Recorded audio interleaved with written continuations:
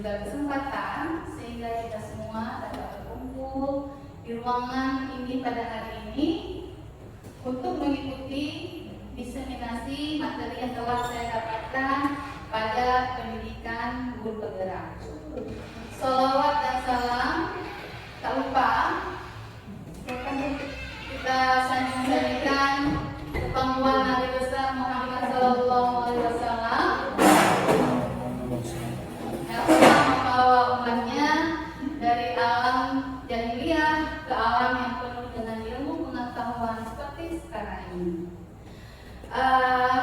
Pertama sekali saya ucapkan terima kasih kepada rekan-rekan sejawat sekalian yang telah bersedia hadir meluangkan waktunya di tengah-tengah kesibukan yang sangat padat. Saya ucapkan terima kasih sekali. Baiklah, pada saat hari ini saya akan mencoba mendiseminasikan materi pada modul 1.4, yaitu tentang budaya positif. Terima kasih saya ucapkan kepada Bapak Suradio ya, dan Bapak Samsul Bahri, walaupun beliau berdua tidak dapat hadir pada ruangan ini, namun mereka lah yang selama ini selalu memfasilitasi dan membimbing saya, memotivasi saya untuk bisa terus berada dengan penuh semangat pada kegiatan pendidikan guru penggerak ini. Nah, ini dia konsep-konsep inti dalam budaya positif. Jadi ada 8 konsep inti pada budaya positif. Yang pertama, perubahan paradigma belajar, disiplin positif, nilai-nilai kebaikan, kebutuhan dasar manusia, motivasi perilaku manusia, posisi kontrol manusia, keyakinan sekolah atau keyakinan kelas, dan juga yang terakhir adalah segitiga restitusi.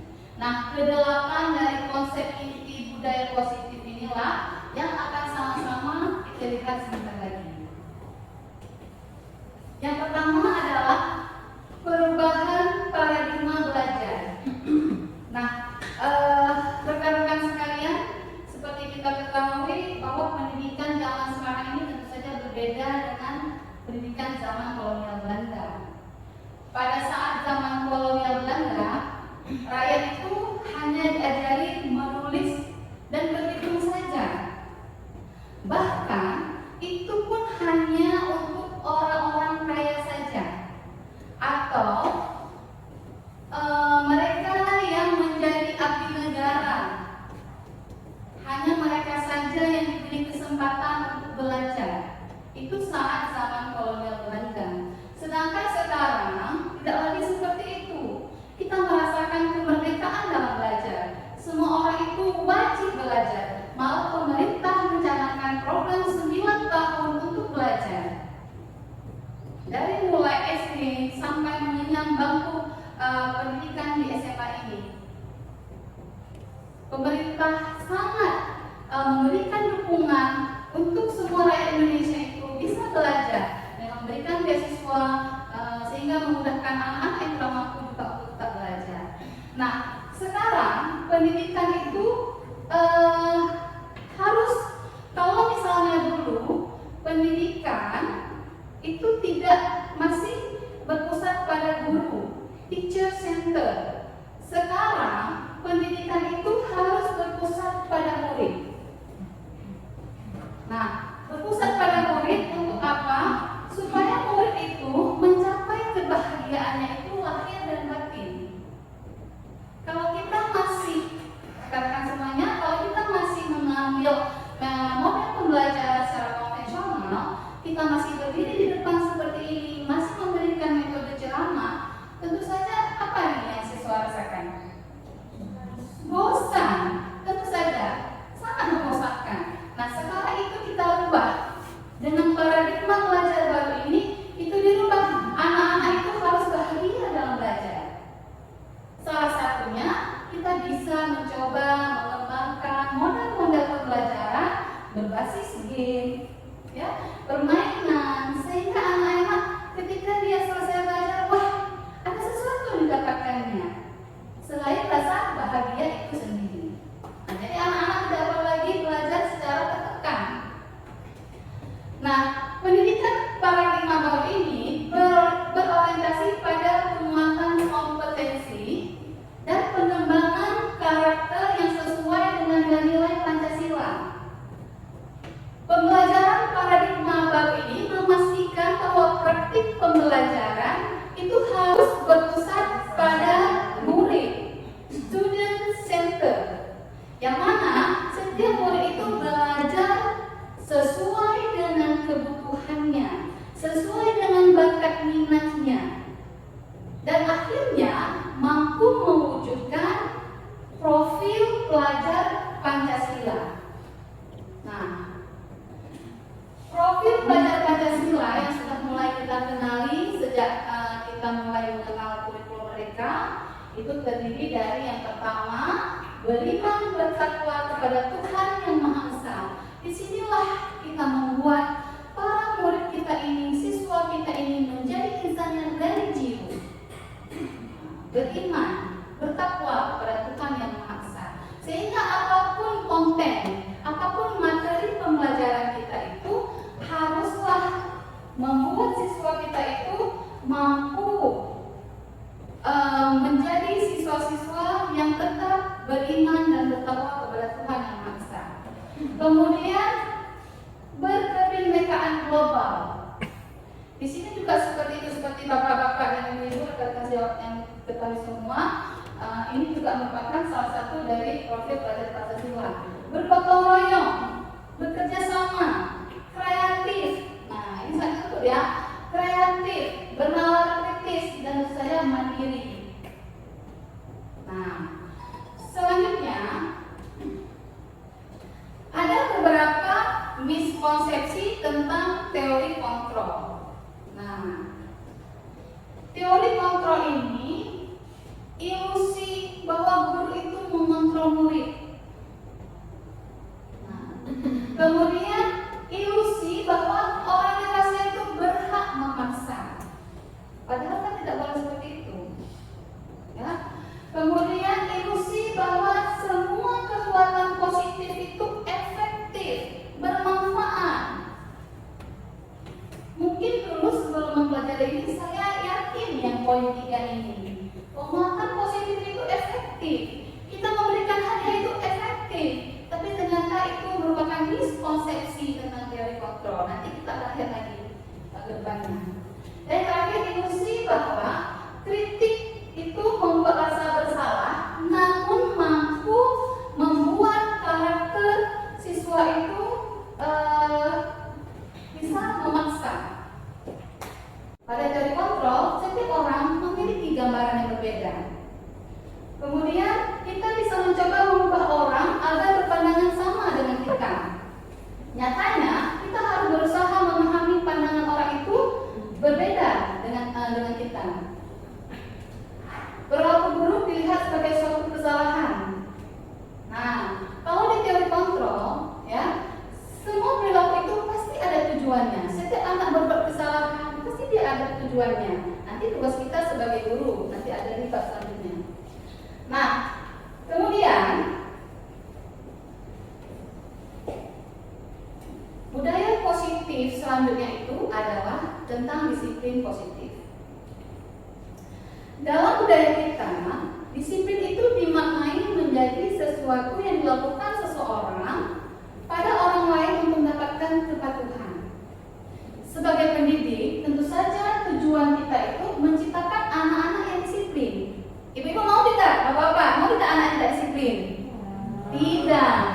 Tentu saja kita tidak mau. Tapi ada caranya. Tidak lagi boleh memaksa seperti tadi. Nah, ya. Sehingga mereka bisa berperilaku dengan mengacu pada nilai kebajikan universal dan memiliki motivasi intrinsik, motivasi yang hadir dalam dirinya sendiri, bukan karena paksaan dari orang lain atau motivasi ekstrinsik. Ya. Nah, disiplin positif ini merupakan salah satu cara penerapan disiplin yang bertujuan menumbuhkan kesadaran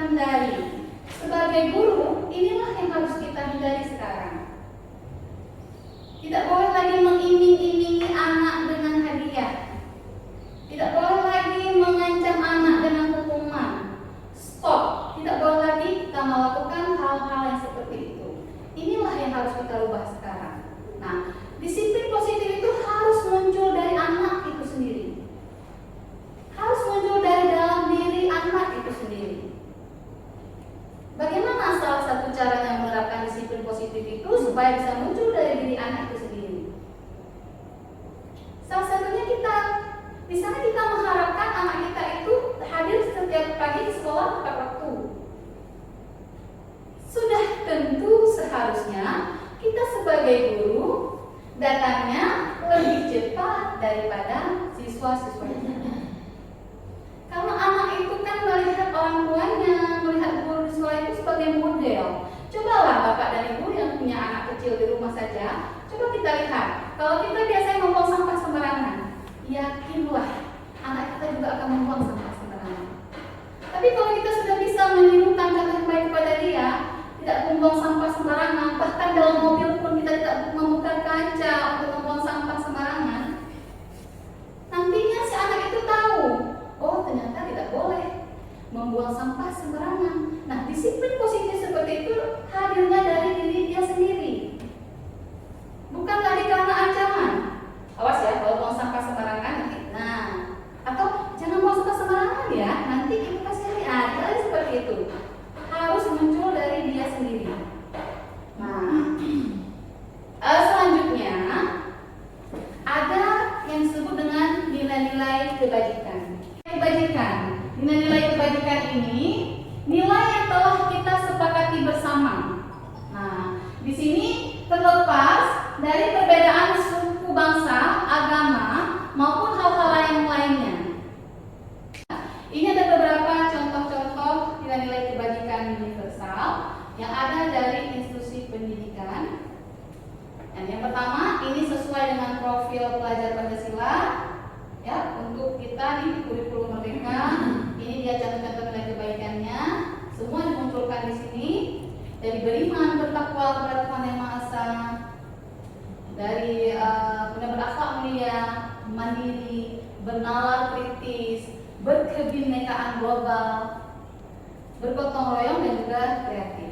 Nah, pada itu Family Years Program itu mereka juga contoh nilai kebajikannya itu berupa toleransi, rasa hormat, integritas, mandiri, menghargai, antusias, empati, keingintahuan, kreativitas, kerjasama, percaya diri, dan komitmen.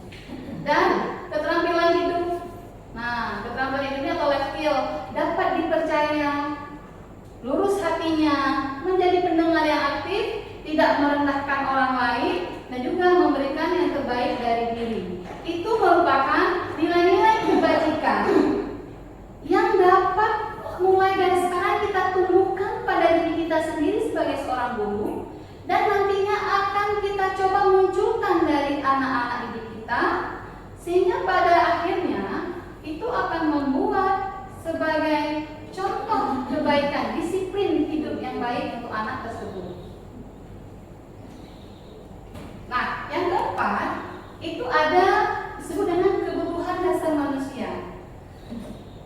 Menurut bapak-bapak, ibu-ibu, apa kebutuhan dasar kita yang paling penting? Apa? Hidup. Untuk hidup. Nah, kemudian apa lagi? Apa Pak? Kasih sayang. Sandang pangan. Sandang pangan. Kemudian bisa? Kasih sayang. Kasih sayang. Nah, kita perlu hal-hal seperti itu untuk kebutuhan hidup kita. Nah, sekarang di sini kita akan melihat apa saja kebutuhan dasar hidup. Seluruh tindakan manusia itu tentu saja memiliki tujuan tertentu. Ya, semua yang kita lakukan adalah usaha terbaik kita untuk mendapatkan apa yang kita inginkan. Ketika kita mendapatkan apa yang kita inginkan, semua yang kita lakukan itu pasti memiliki tujuan tertentu. Apa tujuannya? Untuk memenuhi kebutuhan dasar kita. Nah, kebutuhan dasar manusia itu, ada beberapa kebutuhan dasar manusia.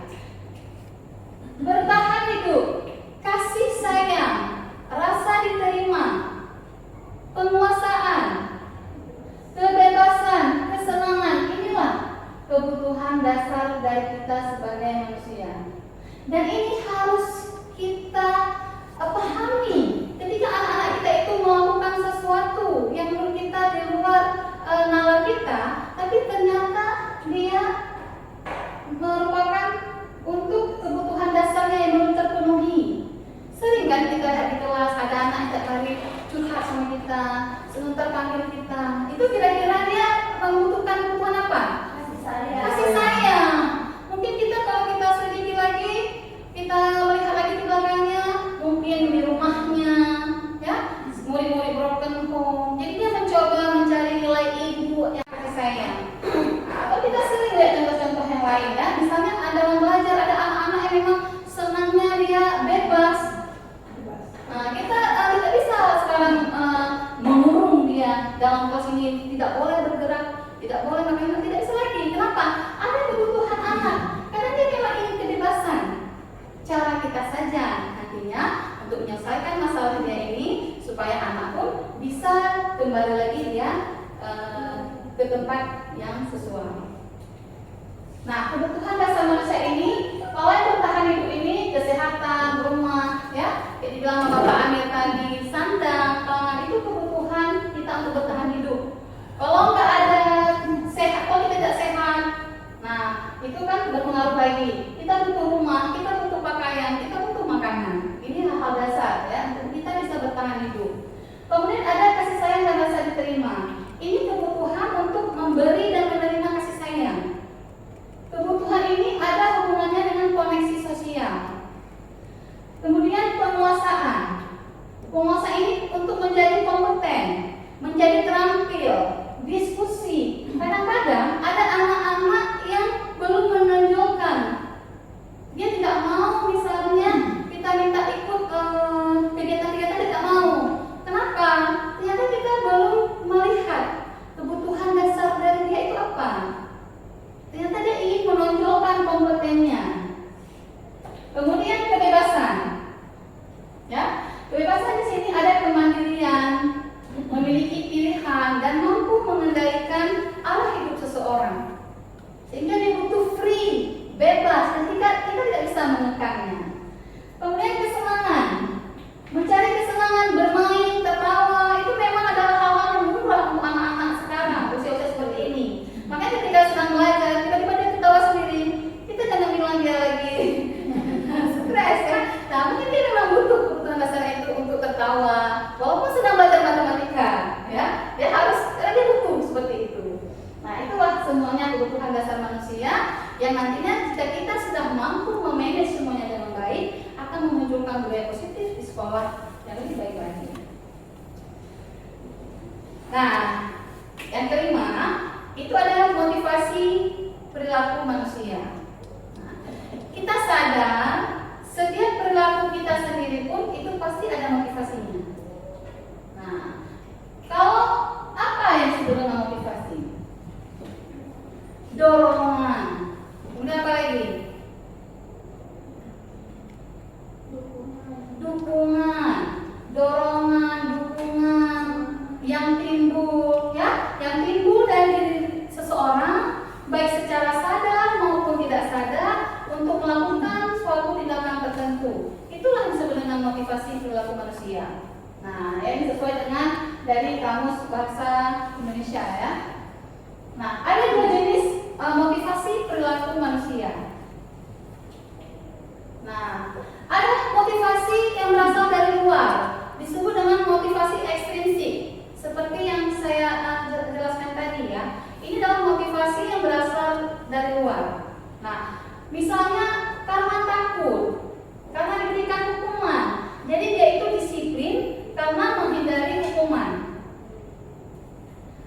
Atau juga melakukan disiplin karena ada hadiah.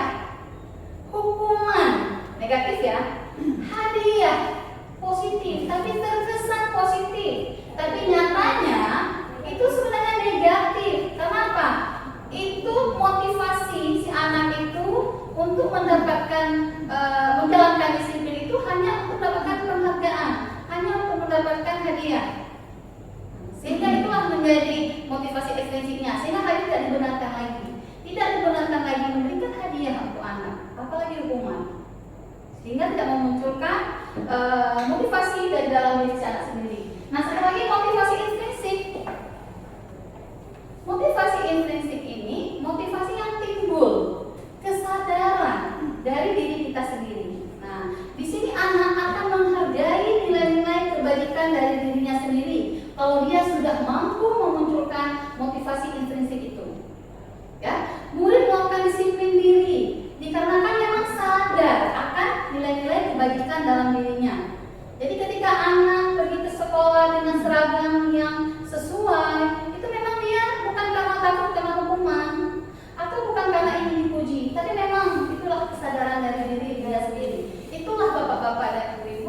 yang harus kita tampilkan, kita tonjolkan pada murid-murid kita nantinya.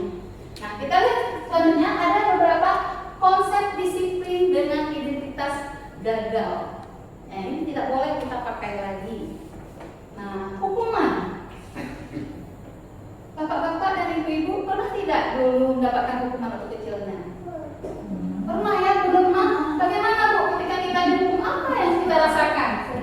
Sedih, takut, trauma. Itu yang paling bahaya. Trauma menimbulkan trauma bagi anak hukuman itu. Ya, nah menyakitkan. Padahal udah kejadiannya 32 tahun yang lalu, tapi kita masih ingat.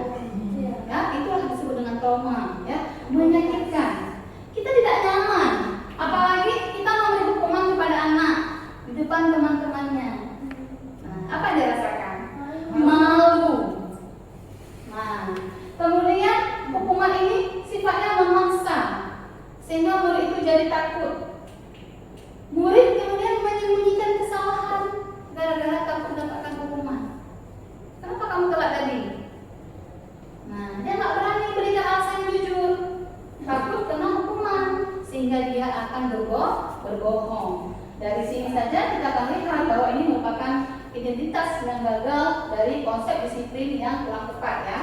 Nah, murid menjadi rendah diri karena tadi misalnya kita fonis dia, kita beri punishment dia di depan teman-temannya, dia merasa malu, dia merasa rendah diri. Satu kali saja kita beri hukuman kepada dia, kalau kita sebagai guru kita merasa cuma segitu.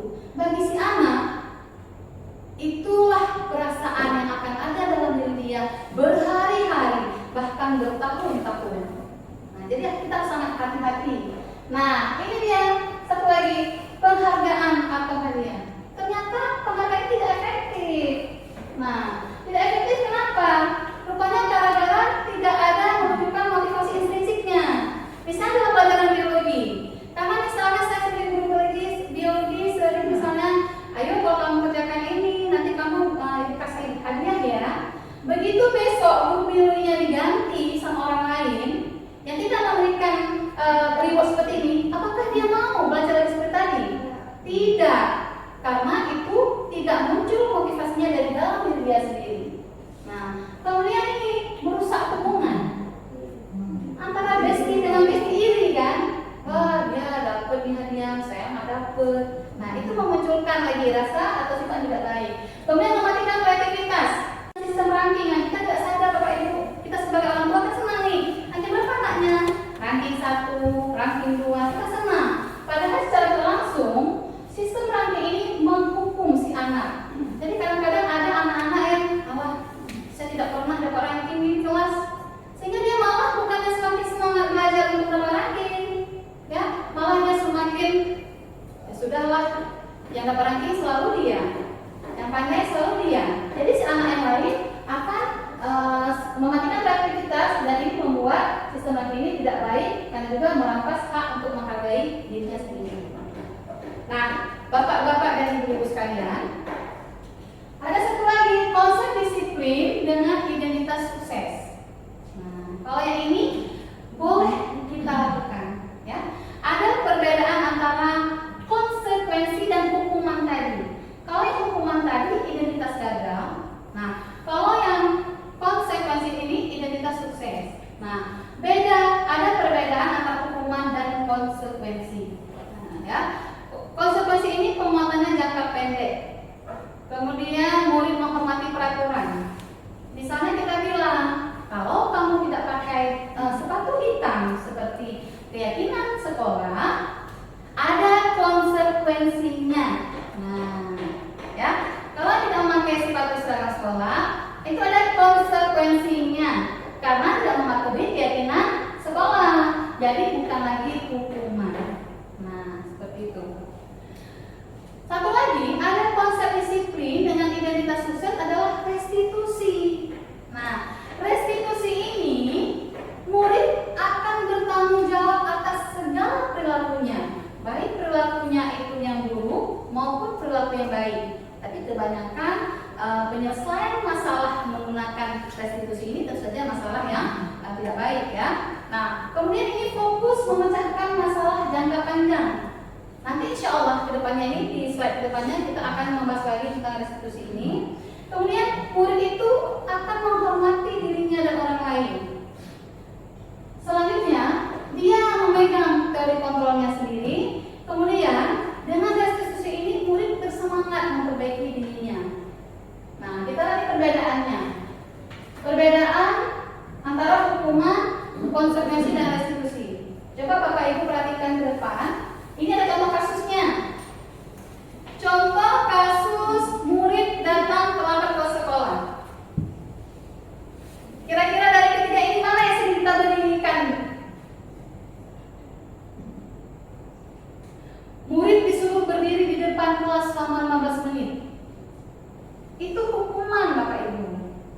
Ya. Nah, kemudian guru marah-marah terhadap murid sehingga murid menjadi takut. Itu juga hukuman. Jadi kita tidak boleh marah-marah, tidak boleh menghukum dia, disuruh berdiri di depan kelas. Nah, apa nih? Murid disuruh menulis. Ini ada yang kita lakukan ya dulunya ya. Insya Allah kita tidak akan melakukannya lagi. Murid disuruh menulis, saya tidak akan terlambat lagi sebanyak 100 kali. Habis buku-buku dia Bapak Ibu, besok terlambat lagi. Nah, ya, karena menurut dia tidak memberikan efek jerah dan kemudian dia juga tidak ada pengaruh ke diri dia sendiri. Nah, ya, gampang tinggal tulis ya. Atau ini tadi, cuma berdiri 15 menit daripada langsung kelas, pas masuk nikah lagi. Mending telat disuruh berdiri 15 menit. Nah, seperti itulah ya. Hukuman seperti ini tidak akan memberikan apa-apa untuk anak-anak, ya. Nah, kemudian ini kalau kita memberikan konsekuensi, guru memberikan konsekuensi untuk tetap berada di kelas selama jam istirahat berlangsung. Nah, karena kamu sudah datang terlambat ke sekolah pada hari ini, maka ibu memberikan kamu konsekuensi, tidak boleh istirahat ya. Selama jam pelajaran berlangsung, kamu harus di kelas ya. Nah, itu mungkin konsekuensi dari kesalahannya. Kemudian guru tegas dan siswa menghormati peraturan. Nah, langkah yang paling baik adalah restitusi. Nah, di sini dengan restitusi ini guru menanyakan tentang keyakinan sekolah atau keyakinan kelasnya. Nah, jadi guru mulai bertanya. Nah, tidak langsung memvonis, telat kamu, jadi cepat. Tidak seperti itu. Guru menanyakan. Nah, sehingga nanti apa? Guru bersifat terbuka dan siswanya juga menghormati dirinya dan orang lain. Guru mampu membantu menyelesaikan masalah siswa dan siswa juga tidak merasa takut. Nanti kita akan belajar Bapak Ibu di slide selanjutnya tentang segitiga restitusi ini. Oke. Jadi konsep disiplin dengan pendekatan restitusi ini mencoba menanamkan disiplin pada diri murid, ya, mencoba menanamkan disiplin pada murid. Oke Bapak Ibu, kita akan masuk ke slide selanjutnya. Coba semuanya sepertinya sudah. Coba semuanya tepuk tangan sekali. Semangat kita semua ya. Semoga kita semua dapat mencoba lebih baik lagi untuk membuat anak-anak didik kita ini semakin lebih baik lagi ke depannya, ya. Nah, selanjutnya ini ada posisi kontrol. Nah, ya. Posisi kontrol ini.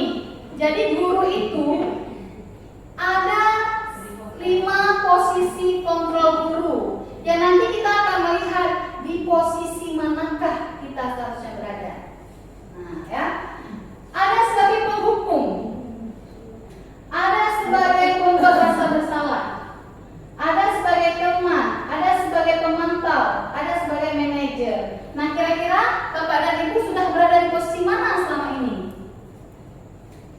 Oh, saya dulunya ini ya, penghukum, pembuat rasa bersalah, ya.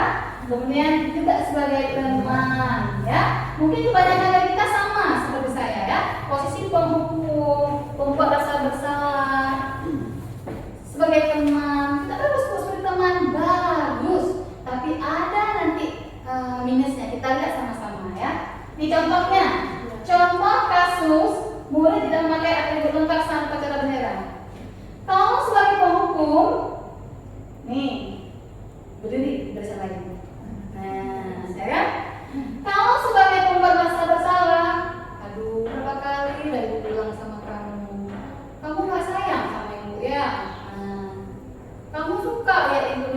kepala sekolah. Nah, itu kita membuat anak itu merasa, aduh, sayang ibu ya, dimarahin nanti kepala sekolah. Nah, seperti itu. Kemudian sebagai teman, ayolah yang penting buatlah bapak ibu ini bangga. Ya udah, kali ini nggak apa-apa ya buat salah. Nah, ya. Kemudian pemantau. Oh, pemantau ini sesuai peraturan ya. Kamu sudah melanggar apa peraturan sekolah kita dan apa konsekuensinya? Kamu harus patuhi. Nah, tapi kalau sebagai manajer, seharusnya kita sekarang ini berada pada posisi ini, pada posisi manajer. Kamu tahu tidak apa kesalahan kamu? Nah, kita kan bisa bilang, ya Bu, saya nggak pakai atribut, ya. Nah, kira-kira bagaimana cara memperbaiki kesalahan kamu ini? Nah, kita sebagai guru, ya, mencoba menjadi manajer, menyelesaikan masalah dia ini. Nanti ada lagi lanjutnya lebih lagi. Baiklah, Bapak dan Ibu, sekarang kita saksikan video tentang 5 posisi kontrol.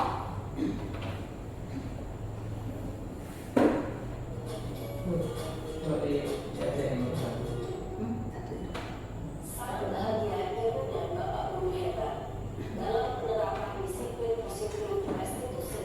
Salah satu model yang dikembangkan adalah 5 posisi kontrol. 5 posisi kontrol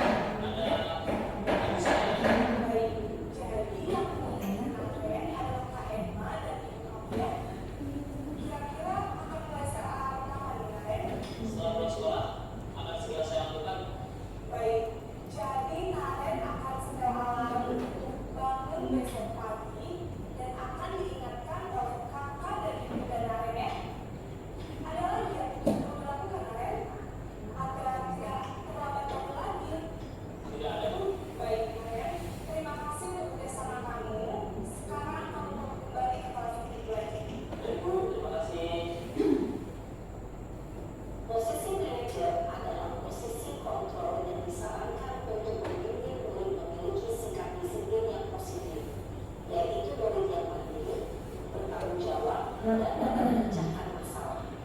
Tujuan dari posisi ini adalah agar murid dapat refleksi atas tindakannya. Guru akan terus memberikan pertanyaan-pertanyaan bermakna sehingga membuat murid dapat belajar dari kesalahannya dan mencari sebuah solusi untuk menyelesaikannya.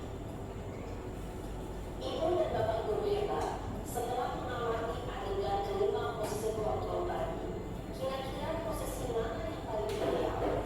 Posisi mana yang dapat menjadi di prinsip murid? Ya, untuk posisi kedua. Posisi ini memang posisi ideal dan ingin dituju setiap murid. Pada posisi inilah, guru dapat menerapkan disiplin positif dan berpihak pada murid dan membagi kakak murid. Perjalanan seorang pendidik tentunya tidak mudah untuk sampai pada posisi seorang pengajar. Namun, tujuan kita pasti yaitu menciptakan murid-murid yang merdeka dan bertanggung jawab.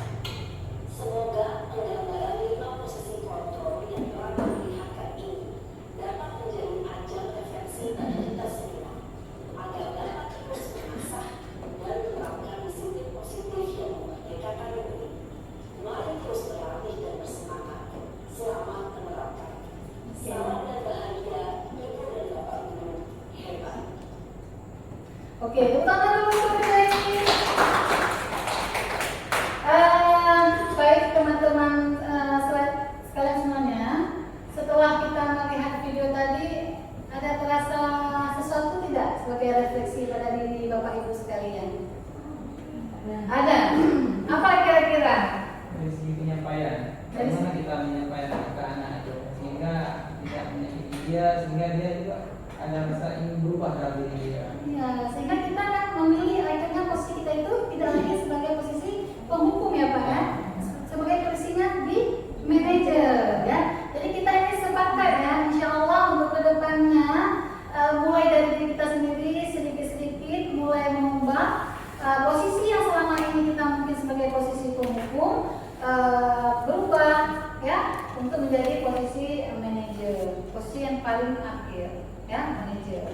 Seperti Bapak sudah bilang tadi Pak ya, sehingga kita tidak menyakiti hati anak, kita mencoba membangun kepercayaan diri anak, nah seperti itu. Baiklah Bapak dan Ibu-ibu sekalian, kelima posisi kontrol tadi yang telah kita lihat tadi, yang terakhir ya ada posisi sebagai manajer itulah yang nantinya kita bahas pada segitiga restitusi. Sudah pernah dengar segitiga restitusi ini? Belum ya, sama saya dulunya juga belum pernah mendengar. Kalau segitiga udah sering ya, Bu Melinda? Ya, kalau belum ketika sudah apa sekali dengan segitiga ya. Nah, segitiga restitusi, apa itu restitusi? Restitusi ini adalah proses menciptakan kondisi bagi murid untuk memperbaiki kesalahan mereka. Nah, sehingga nantinya mereka bisa kembali pada kelompok mereka dengan karakter yang kuat. Coba lihat Pak, seandainya tadi kita panggil anak, kita beri dia hukuman, ketika dia kembali ke kelas, dia bisa tidak kembali ke kelas dengan karakter yang kuat?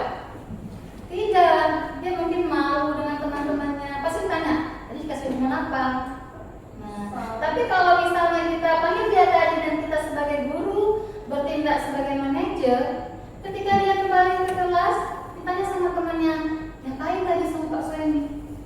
Oh enggak kok, Bapak cuma bilang. Nah, beda sekali ya. Ketika kita memakai posisi kontrol yang berbeda, maka akan berbeda pula yang terjadi pada anak-anak kita. Nah itu dia. Ini ciri-ciri restitusi. Menguatkan dan fokus pada solusi. Fokusnya pada karakter, bukan pada tindakan. Bukan menebus kesalahan, namun dapat belajar dari kesalahan. Kemudian mencari yang mendasari tindakannya tadi. Nah, ya. Kemudian berupa tawaran, bukan paksaan. Nah, selanjutnya memperbaiki hubungan. Kalau kita melaksanakan segitiga restitusi, anak itu pasti tidak akan marah pada kita, akan memperbaiki hubungan. Jadi dia akan menganggap guru itu sebagai sosok yang killer seperti itu ya. Kemudian menuntun untuk dapat melihat ke dalam diri dia sendiri, sehingga nantinya dia seperti sinar tadi, apa dia bilang? Oh ya Bu, berarti besok-besok saya setel alarm, apa saya suruh bangunkan sama Kak Emang. Ada solusi yang dicari oleh dia sendiri. Nah, ada 3 tahapan pada segitiga restitusi ini, ya, 3 tahapannya. Yang pertama adalah menstabilkan identitas. Langkah awal pertama ketika kita mau menyelesaikan masalah siswa menggunakan segitiga restitusi ini adalah kita mencoba nih mencari tahu dulu atau menstabilkan identitas dia. Jadi supaya dia tidak merasa takut. Kita bisa bilang pada dia, setiap orang pasti pernah melakukan kesalahan kok. Nah, ibu juga pernah telat. Nah ya, atau nih, kamu bukan satu-satunya, banyak kok murid-murid seperti kamu yang juga datang terlambat. Kita menstabilkan dulu identitas anak. Jadi dari tahap pertama saja, saya harus mengenal seperti apa? Tenang gak dia? Sudah tenang. Yang semula mungkin tadi itu dipanggil sama Pak Soeim dia sudah takut, tiba-tiba dia sudah stabil identitasnya, sudah mulai tenang ya. Kemudian baru kita validasi tindakan yang salah. Tindakannya memang salah, tapi kita validasi dulu nih ya. Kita tanya nih, kamu tentu punya alasan.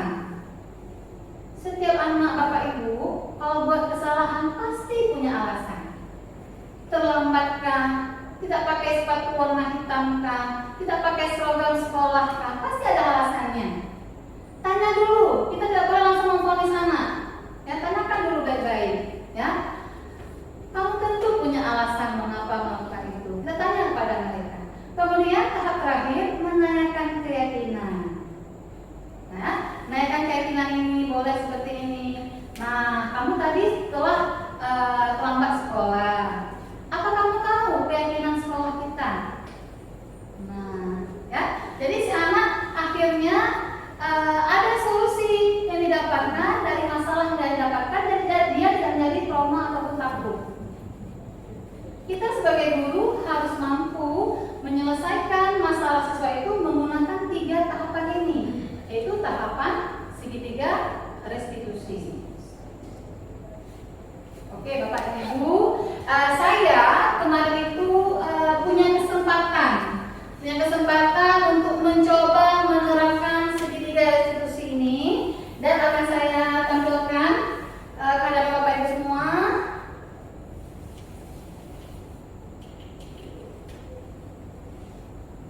Ini contoh penerapan segitiga restitusi yang saya lakukan.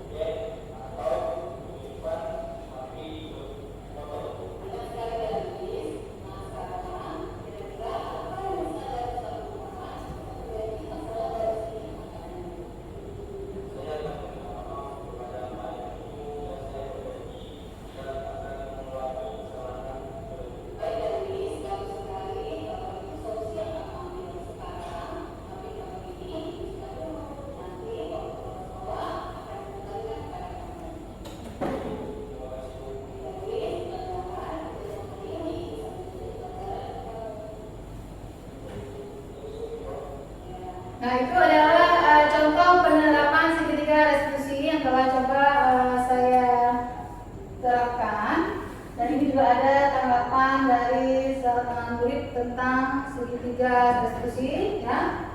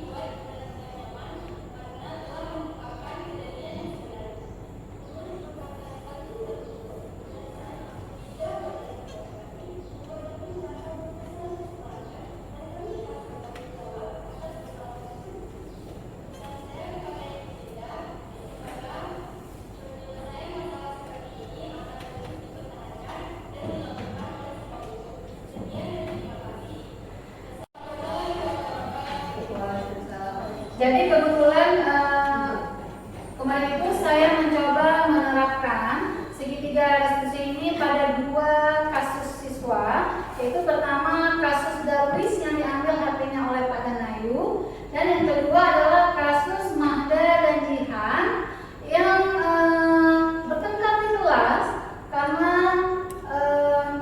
bukunya robek karena rebutan nomor PR seperti itu, ya, dan telah diselesaikan secara segitiga restitusi.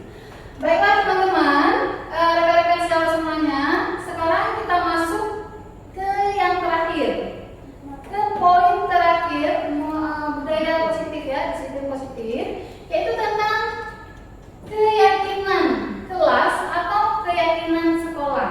Jadi selain keyakinan kelas, itu juga ada keyakinan sekolah. Namun di sini karena konteksnya ini kita hanya beberapa, ya, jadi tentang keyakinan kelas saja, ya. Keyakinan kelas. Apa itu keyakinan kelas? Nah, keyakinan kelas itu merupakan nilai-nilai yang telah kita sepakati bersama antara semua warga kelas. Siapa saja warga kelas? Wali kelas, murid-murid di kelas. Beda tidak keyakinan kelas dengan peraturan kelas? Nah, kalau selama ini kita mungkin menyebutnya dengan peraturan kelas. Nah, sekarang kita menyebutkannya dengan keyakinan kelas. Ada bedanya tidak? Tentu saja ada perbedaannya, ya. Nah, kalau keyakinan kelas itu dia bentuknya lebih abstrak dari peraturan kelas. Peraturan kelas ini bentuknya itu lebih rinci dan konkret, sedangkan keyakinan kelas itu dia bentuknya itu lebih abstrak. Kemudian keyakinan kelas ini sedikit saja agar mudah diingat. Kemudian merupakan pernyataan-pernyataan yang umum atau universal, sesuai dengan kondisi kelas, sesuai dengan kondisi kelas masing-masing. Jadi mungkin antara siswa kelas 1 dengan 1-2 itu beda keyakinan kelasnya, ya. Nah, ini disesuaikan dengan kondisi kelasnya. Kemudian dibuat dalam bentuk kata-kata atau kalimat yang positif. Nah, dalam bentuk kalimat positif. Nah, kemudian yang keenam, semua warga kelas dilibatkan pada saat pembuatan dari keyakinan kelas. Nah, ini contohnya keyakinan kelas. Misalnya contohnya, ya, bertanggung jawab mengerjakan tugas piket. Bersikap tenang saat pembelajaran berlangsung, disiplin dan bersikap jujur, sopan dan hormat pada guru, saling tolong-menolong, hidup rukun dengan teman. Nah, kalau sudah ada keyakinan kelas seperti ini, apa yang selanjutnya kita lakukan? Kita tempelkan di dinding kelas supaya menjadi pedoman ketika anak-anak kita melakukan kesalahan atau tidak mematuhi keyakinan kelas. Ini menjadi pertanyaan kita di nomor kita di segitiga restitusi, menanyakan keyakinan kelas. Nah, sekolah kita juga punya nanti namanya keyakinan sekolah. Salah satu keyakinan sekolah apa misalnya? Membawa HP, ya. Kita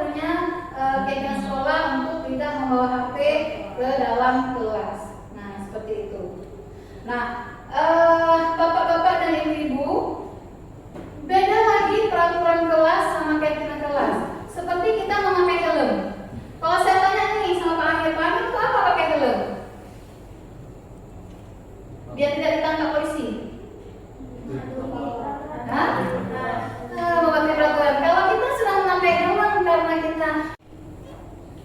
Nah, jadi kesimpulannya adalah ada tujuan mulia dari penerapan disiplin positif ini, ya, agar terbentuk murid-murid yang berkarakter, berdisiplin, santun, jujur, peduli, mampu bertanggung jawab, dan merupakan pembelajar sepanjang hayat sesuai dengan standar kompetensi lulusan yang diharapkan di sekolah kita. Baiklah, Bapak, Ibu guru hebat SMA Negeri 3 Putra Bangsa, saya rasa sampai di sini saja diseminasi materi modul 14 budaya positif yang telah saya dapatkan di pendidikan guru penggerak. Semoga dengan adanya diseminasi ini, budaya disiplin ini dapat kita munculkan dan dapat kita lanjutkan sehingga menjadi sebuah budaya positif yang ada di SMA Negeri 3 Putra Bangsa. Terima kasih saya ucapkan kepada bapak-bapak dan ibu-ibu hebat di SMA Negeri 3 Putra Bangsa. Ya, assalamualaikum warahmatullahi wabarakatuh. Waalaikumsalam.